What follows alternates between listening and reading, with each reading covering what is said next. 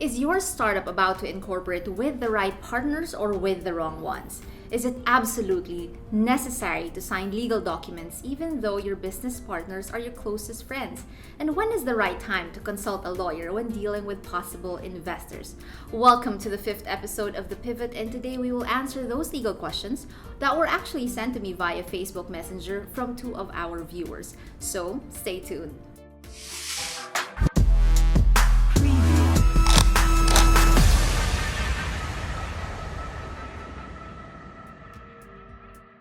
Welcome to The Pivot. I'm James Deacon. And I'm attorney Bernice Piñol. And today, yes, we're talking about that. Do you really need paperwork if they're friends? What could possibly go wrong, right? Yeah, exactly. We're friends anyway. I know. Tayo-tayo lang naman Let's to. not get paperwork in between.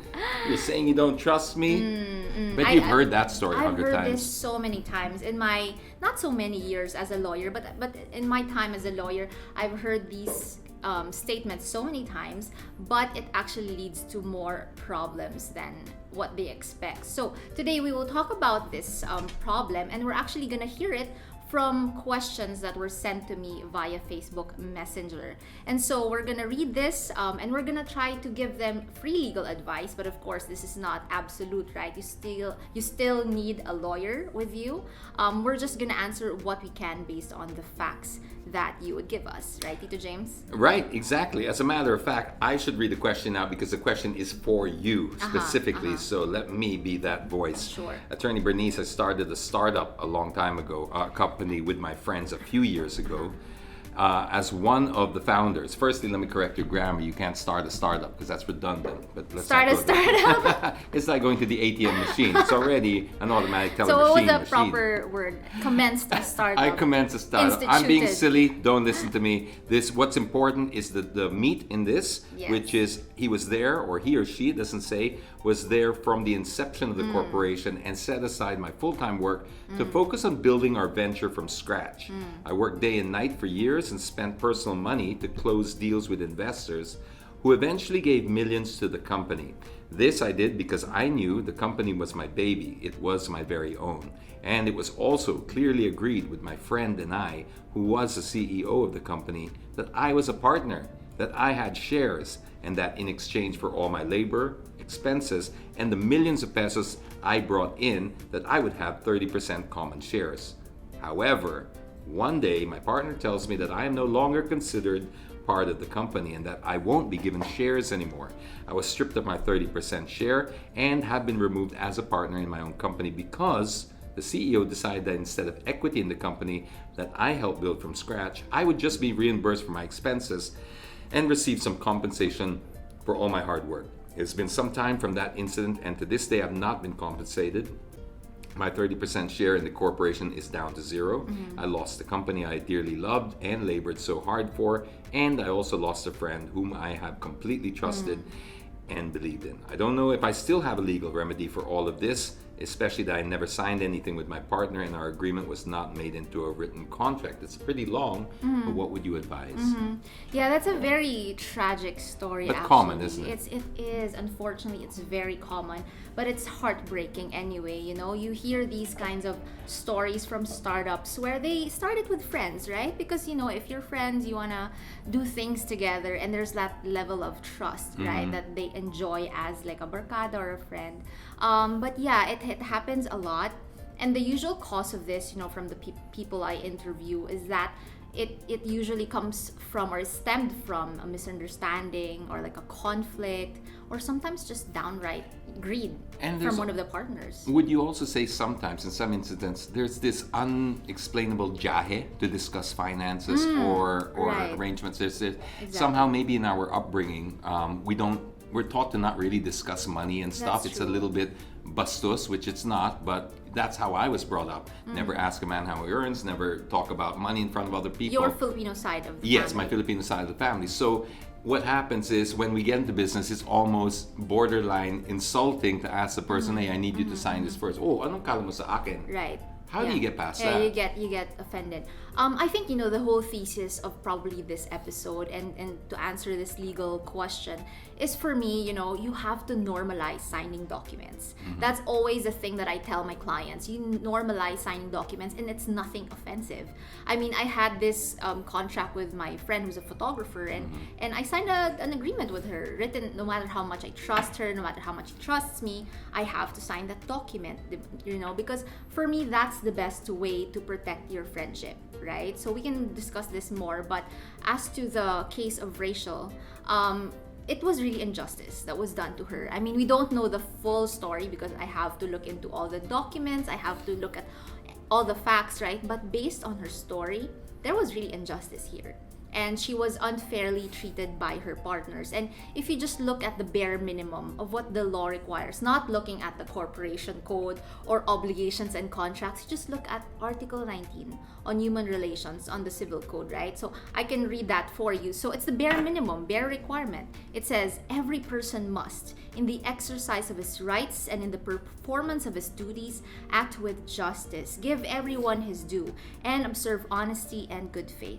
So without going technical about it, the business partner of Rachel actually deprived her of what was due, right? She was promised 30% shares of the entire company. And then now, when I don't know if they had a conflict or what, or misunderstanding, but that thing that was taken away from her is actually injustice right there. And it's against, Article 19 of the Civil Code. So, dyan pa lang, you can really say that Rachel was unfairly treated by her partner, who happened to be her friends, whom she trusted a lot. But what if Rachel can't prove this? Does she still have a remedy? Because it's verbal now. Yeah, that's a very good question. And I think that's her primary concern, no? Because she said in the letter that I didn't sign anything with my partners. And that's very problematic, but it's not impossible, especially if you have a good lawyer. So there can be a legal remedy for that, because verbal agreements are actually still contracts, would you believe? So even if you didn't sign anything, if there was a meeting of the minds, there is a contract between them. So even if it was just promised, it can be a cause of action. There can be a cause of action. And it was in some way, lack of a better term, consummated, like in terms of what with the work done. deliverables, with the work done. So Exactly. it's not just I'm saying we verbally agreed, but Correct. I brought in, I don't know what amount is, millions of this money, I can prove that. Correct. I didn't do that for fun. Exactly. So there's, but it's tricky. Yes, exactly. So what you do is that for proof, you can look into the email exchanges that you have with your partner, your even chats and text messages, and you can have witnesses, right, to prove that there was in fact that promise to you. Then in exchange for all the hard work that you've done for the company, you have a 30% share. So this is a very difficult case, but it's not an impossible one, because a verbal agreement is a valid contract, and that's actually stated in the Civil Code, right? So Article 1305 of the Civil Code says that a contract is a meeting of minds between two persons, whereby one binds himself with respect to the other to give something or to render some service. So it says also by the Supreme Court even that contracts shall be obligatory in whatever form they may be entered into, provided all the essential requisites for their validity are present. There are exceptions to this rule, but in the case of Rachel, it falls on that it doesn't have to be a written contract, right? So as long as the elements are there. So first, you have the consent of the contracting parties. Next, you have the object certain, which is the subject of the contract. And lastly, you have the cause of the obligation, which is established. So in the case of Rachel, if there was consent, right? If the CEO, let's say, or his partners or her partners agreed that, you will have that 30% share of the entire company, then there is consent there. There was no force, there was no fraud, right? It was consensual between them. So the first element of a contract is ticked off, right? So it's there. The next element is the object. So what is the object here? Is the shares in the entire capital stock, right? So later I'll discuss what she should have done, right, in this case, so as to avoid this kind of situation, but we're here already, right? So we're trying to fix this. So you have that object, which is that shares of stock, right, which can be represented by a certificate, right? So there. And also the cost of the obligation, which is in exchange for sweat and all the labor, is I will have that kind of shares in the company, right? So all the elements of a contract is actually present in this case. So even if it's a verbal agreement, it can be actionable. We call that in the legal parlance actionable, right? So if Rachel wants to sue, she can actually file it for a case. And the case is called specific performance, right? So you file this with the regional. Is there a trial step that she can take before filing the case? Can she send a legal letter? Is that advisable, or yeah, that can be or that make can parinig be, on Facebook? You know? and then be a subject of cyber libel, right? Actually, I was gonna say, jokes aside, if you are in the situation, because it's very tempting for a lot and of can people. you relate with this kind of Yes, and I legal problem? understand human nature, and you know, on social media, it tends to be the go-to, right? You've been hurt. You've That's been right. hard done by. The first tendency is to get your justice online and to Yeah. just say your piece. Yeah. Is that something that can harm your case? Not necessarily for the libel, but actually take away from your case? Can the person that you're taking to court say, "Look, she compromised me by"? So would you advise just don't say anything? Yeah. Always when I have, for example, if Rachel was my client, I would really give her like a gag order Okay. to not speak about it at all, right? In Facebook, in TikTok. I actually handled one really high-profile case quite recently, and one of the first things that we advised them was to not post anything on social media about the case or about just anything, just be quiet about it, right? But they did, so that was quite problematic. So it's always basic. Don't talk about it, right? Because you're just gonna incriminate yourself. True. Right? There's really nothing good that can come from it. Is what you're saying. It's like when the no. police go and start telling everybody what their investigation is going to be. Well, yes, we hear it, but so does the criminal, right? So Exactly. they'll know exactly what's on. That was the bus hostage situation before. It was a big drama where they were broadcasting the plans of the police. Right. Epic so, fail. Epic fail. Epic fail. So it's the same type of thing. You don't want to do that. So that's one piece of advice. Don't do that. Next step could be a legal letter if you want to. Exactly, yeah. You can ask for a demand letter, right? And that could be part of your evidence, right? So the first step for me is, if you want to sue, go to a lawyer, right? And then collect all the evidence that you have. Print out all the screenshots of the email exchanges and the chats and whatnot, and get witnesses for your side. And then you can file a case for specific performance before the regional trial court, which asks that the shares be given to you. All of this correspondence now, we're talking emails, WhatsApp, Facebook Messenger, these are all legally binding? Yeah, it can be used as an evidence. Okay, and how is that authenticated in a court? Do they have to see you have to see the soft copy? Because I mean, people are good at Photoshop. Yes, so it can be authenticated by just another party or just another witness, right? And you can just, as long as you put the address, if it's like a website screenshot, it's fine. So it can be easily authenticated now, so it's not very intimidating anymore. And so going back to Rachel's case, it's actually a case for a breach of contract, right? So she's suing because there was a breach of contract, which is the partner did not stay true to the agreement to give that 30%, right? So it's a breach of contract under Article 1170 of the Civil Code. So there can be damages there. She can sue for, for moral damages, sleepless nights, and whatever, right? So definitely you still have a cause of action here. It's not a hopeless case, even though you didn't sign anything, right? So that's it.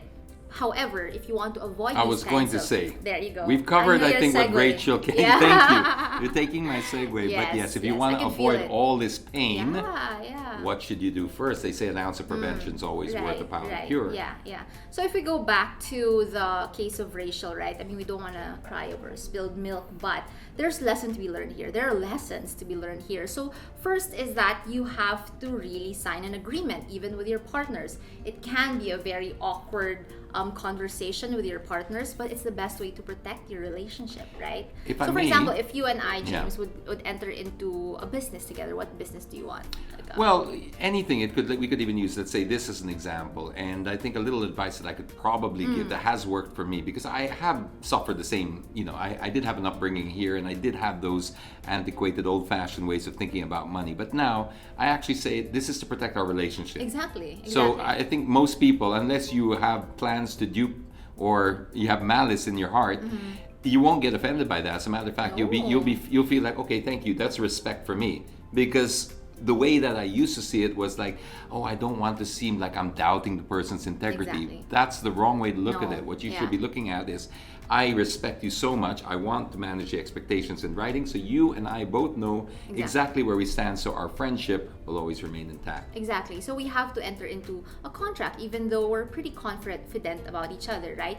So even in cases of family members, let's say, right? So family members even have disputes like this. So how much more friends, right? So in case we want to enter into a business together, it has to be in black and white, right? So everything has to be revealed. All the financial aspects of the contract has to be disclosed and discussed. So that was missing in the case of Rachel, and that's something that maybe our viewers could learn from, is that you have to enter into a contract with your friend.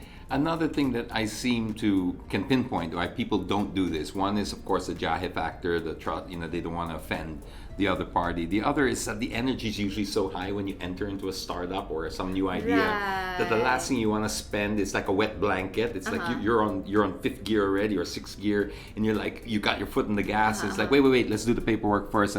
Let's just get them to market first, because it's important. That's all important. Yeah. But you wouldn't build a house on quicksand. You wouldn't build it in marshland. You would wait for that foundation to be solid.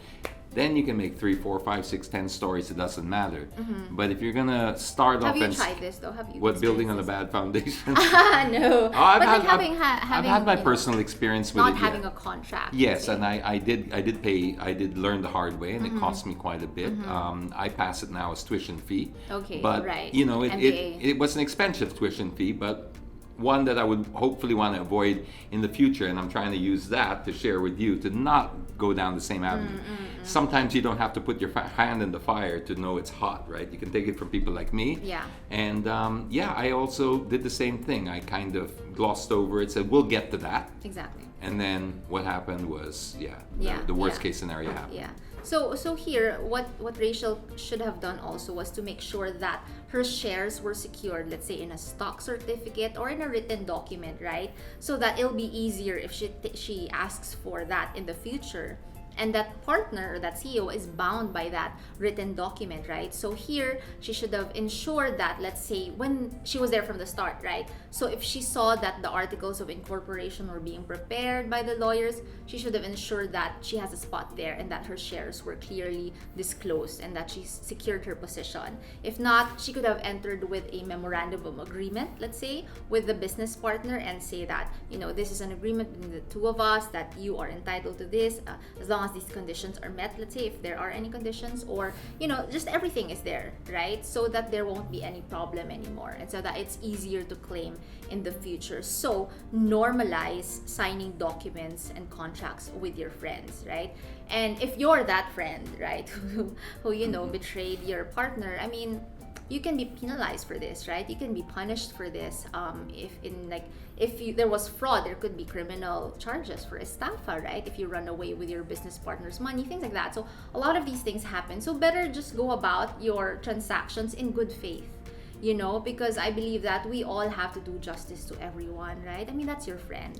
Absolutely. Right? Yeah. And it's also your future. It's not just your friend. If you have a bad track record, nobody's going to want to do business with you. And that's going to affect your outcome. I like the way you put it when you said normalize signing contracts, because it shouldn't be something that we see as an extreme. Yeah, exactly. It's just part and parcel of anything. You would sign a contract to get married to the partner of your life. I mean, that's paperwork between the two of you. Right, yeah. So it doesn't get much more intimate than that, That's right. You sign birth certificates. Everything's got paperwork. So your business with your friend should be no exception. Do that properly. If you need legal advice, you can always reach out to us here at The Pivot. Attorney will be more than happy to answer this. This is what the show is all about. We're trying to help you pivot into something new and understand the framework, then the legal minefield around it. Not necessarily minefield, but the regulations and guidelines for you. We want to help you through the framework so that you can build on something robust on top of that. So Rachel, thank you so much for sending in your legal question, and I hope it works well for you. You can sue those partners, or you can just let it go, and better things are in store for you. Definitely. Yeah, I don't really know the amounts that she's talking about, but there was a mention of millions. Oh, it was millions, right? So okay, so millions is always very, very very difficult to It to is, lose, it right? is. Nobody, no matter how much money you have, nobody just wants to write that off. But I can share a personal experience that might help you. It's like sometimes you can obsess over that figure when you actually break it down, that's not really the figure you would have gotten. That was an unrealized gain, so to speak. You take out tax, you take out the Right. shares that Yeah. the partners have, Yeah. etc. And you realize, that was not really millions in my head. Maybe if I put the energy into something constructive and productive, I And could just get move that money forward, back yeah. and more. And that's what happened in right. my case. Is I refocused my energy instead of dwelling on the spilled milk, which is very painful. yeah. I'm not saying it's easy, but I shifted it into how do I make that money that I lost, and before I knew it, I made it up and then some. Great. It doesn't And those nec- were your friends. It was a friend, yes. And you forgave them. I eventually forgave, yes, because became friends again? Yes, we did. We Oh, did wow, only okay. because I realized also that I had some role to play in it. Okay. You can't also just. It's never always a one-sided thing. Even though at the time I was very convinced I had been 100% hard done by. When you zoom out, there was responsibility on my part that I should have had paperwork. That's good. I should have done my groundwork, and also. This is not on the business side of it, but this is more on the personal side of it. That friend, regardless of what happened in the business, I also recognize the fact that I wouldn't have made the leap without that person. Oh, Right or wrong, it doesn't matter. I think if you're honest with yourself in your own time, you can at least identify that and say, okay, I still ended up in a better place. I got some Exactly. shaky And that ground. helped. It does help Yeah. because it's about zooming out. When you zoom out, because if you like, we're into crypto right now. We talk about the volatility. We can obsess over the crashes. Right. But when you zoom out, it's falling forward. Okay. It's yeah. falling forward, Yeah, and that's yeah. what you want to do in any mistake you want to make. That's You want good. to fail forward all Fail the time. forward. Noted. That's really good. Well, Yeah. that's all we have time for. As a matter of fact, we failed to keep the time today, but that's how much we are committed to all of you. We want to bring you just the very best advice, and we want to put it into human terms that even non-techies can understand. That's why I'm here. We have another question actually. Go ahead. Yeah. So would you like to read this question? And it's almost very similar to Rachel's situation, but All right, maybe we you- will quickly answer this question. And yeah, it's about Perhaps you investors. read it, because I don't think I have it on my sheet here. Okay, I'll read it for you. And then I'll answer on your behalf. Oh, great. Okay. So, this is from a new entrepreneur in Visayas. She doesn't want to disclose her name. And I said it's a she, no? But, this was in my messenger inbox. So, she goes, I would like to seek your legal opinion on the matter. A few years ago, I started a small consulting and training business, and one of my friends invested 400,000 pesos. We drew up a notarized agreement to eventually enter into a formal partnership, which will then be registered. The agreement specified that this would be done within 6 months after we had signed. However, due to the sheer busyness of the new business, we were not able to do this. At the same time, the investor had certain concerns about his shares in the profit. On the advice of a common friend who was not a lawyer, he was convinced to transform the investment into a loan. In effect, I now owed him 400,000 pesos Wow, okay. to be paid within a certain period of time. They met me on this, and maybe because I trusted our common Wow. friend, who was also a church pastor, whom I assumed would also look out for my best interest, I was prevailed on to sign the loan agreement against my better judgment. The first tranche was 50,000 and in 2020. I would like to ask for the following questions. Was the conversion of the investment in the first agreement into a loan agreement fair and just, considering that for several months prior to the second agreement, it was treated as an investment and was also used in a business-related activity that we then mutually agreed upon? And what are my possible legal remedies, considering I deem the second agreement both unjust and unwise? Another heart-wrenching story, Yeah. right? Like, I hope this doesn't get us depressed or anything, but we're here to help you, so we'll help absorb that shock for you. What do you think initially? Attorney James. Attorney James has really. You no- were President James in the last episode. Oh, well, we but yeah. gotta keep it brief because we're already over time, so I'll skip straight to the professional opinion. Yes, I think yes. kawawa ka naman, but you have, I'm sure, Yeah, better thank you advice. for sharing your story. I mean, we could definitely talk online, and I could give you a more thorough consultation, But what you can do is to examine the facts again. Was there fraud, or was there kind of like deception on the part of your business partner in in handing you over to a different kind of loan agreement, because it has to be an investment, right? And then it was changed to a loan agreement. So you can actually file for an annulment of contract if the consent was vitiated. And when you say vitiated, it means there was an influence, or there was somehow like a compulsion, right? So it can be because of, let's say, they deceived you, or they defrauded you, or there was a mistake, or that there was undue influence. And so based on the facts, no, that we don't have everything, right? But based on the facts, it could actually be argued, if I was your lawyer, it could be argued that there was undue influence, let's say, of the presence of the pastor, maybe. That can be an argument, because your consent was vitiated because you feel like the presence of that spiritual leader is actually gonna, it's intimidating, right? So you don't know if you really consented to that, or it was because of the